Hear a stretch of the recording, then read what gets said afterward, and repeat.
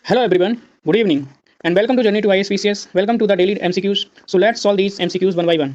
And if you guys benefit from this initiative, do press the like button, share the video, and don't forget to subscribe our channel.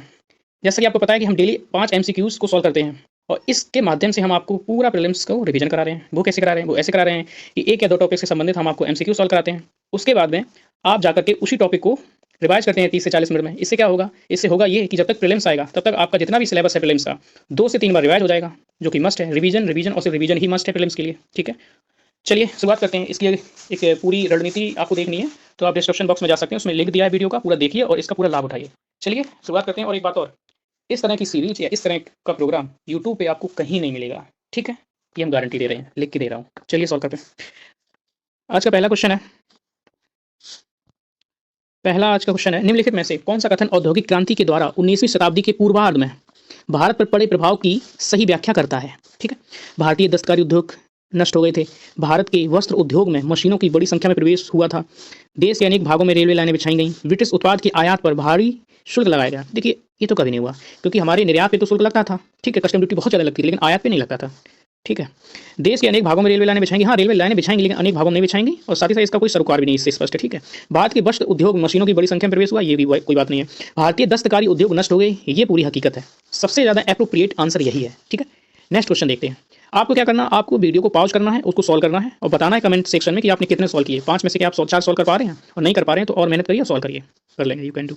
आर्थिक तौर पर 19वीं शताब्दी में भारत पर अंग्रेजी शासन का एक परिणाम था भारतीय हस्तशिल्प निर्यात में वृद्धि, भारतीय के स्वामित्व वाले कारखानों की संख्या में वृद्धि, भारतीय कृषि का वाणिज्यीकरण, नगरीय जनसंख्या में वृद्धि। तिब्बती लिखा, ये एरर हो गया है, वृद्धि है इसका मतलब। ठीक है, पहली बार बी औद्योगिकरण इस समय हुआ, इसका मतलब उद्योगों को समाप्त किया गया। ठीक है, उन्हीं चीज़ों का उत्पादन किया गया जो कच्चे माल के रूप में ब्रिटेन की औद्योगिक क्रांति को प्रोत्साहित कर सके और वहाँ से विनिर्मित माल हमारे मार्केट में खपा सके। उन्होंने ये किया। जब हमारे यहाँ पर उद्योग नहीं लगाए जाएंगे तो शहरीकरण नहीं होगा, नगरीकरण नहीं होगा। गलत है।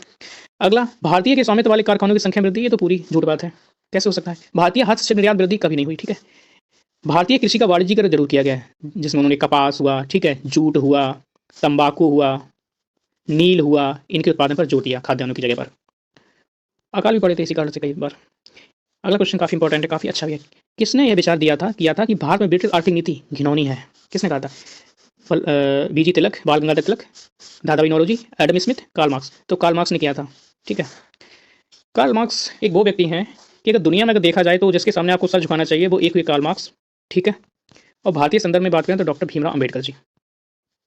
ठीक है, इनका नाम आता ही आपका जो गर्दन आपका सर झुक जाना चाहिए, क्योंकि इन्होंने बहुत किया दुनिया के लिए, देश के लिए। अगला क्वेश्चन देखते हैं। Poverty and un-British rule in India नामक पुस्तक किस वर्ष प्रकाशित हुई? 1900 में, 1901 में, 1902 में, 1903 में, 1901 में। ऑप्शन बी है। ठीक है, लिखी किसने?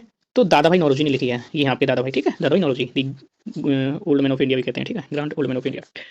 निम्नलिखित में से कौन दादा भाई नौरोजी की उत्साड़ सिद्धांत ड्रेन थ्योरी में विश्वास नहीं करता था? ड्रेन थ्योरी मतलब था भारत से ब्रिटेन गया वह धन जिसके बदले में हमें कुछ नहीं मिलता है, भारत को कुछ नहीं मिलता था। ठीक है, Bal Gangadhar Tilak, R C. Dutt, M G. Ranade, Sir Syed Ahmed Khan. तो ये तीनों ही विश्वास करते थे। ठीक, क्योंकि कांग्रेसी थे। ये भरोसा नहीं करते थे सर सैयद अहमद खान, क्योंकि उन्होंने एक यूनाइटेड पैट्रियोटिक एसोसिएशन, ठीक है, संयुक्त देशभक्ति संगठन का नाम था, 1888 में बनाया था। इसका उद्देश्य ये था कि जो मुस्लिम लोग हैं उनको कांग्रेस से दूर रखना, वो कांग्रेस में शामिल ना हो, देश के राष्ट्रीय आंदोलन में सम्मिलित ना हो सके, इसलिए सर सैयद अहमद खान ने, ठीक है, ये संगठन बनाया था, अंग्रेजों ने बनवाया था।